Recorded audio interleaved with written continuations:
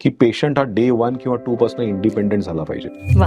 C modern medicine हे काय आलेलं आहे की पेशंट तर जसं आर्थ्रोस्कोपी झाली किंवा सांधेरोपण झालं, आता हे मी रिजनल अनेस्थेसियामध्ये करतोय, टोटल अनेस्थेसिया देत नाही. म्हणजे पेशंट पूर्ण शुद्धीवर असतो.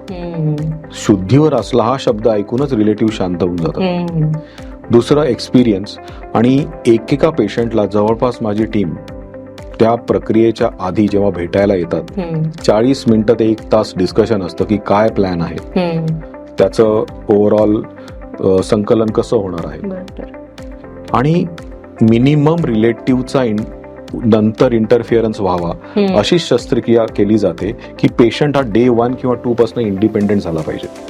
सी मॉडर्न मेडिसिन हे काय आलेलं आहे की पेशंटला जितक्या लवकर चालवणं, जितक्या लवकर प्रेमापोटी रिलेटिव्हनी करावं, पण गरज पोटी त्याचं करावं लागलं नाही पाहिजे, हा खूप मोठा बॅक ऑफ द माइंड आम्ही ठेवतो.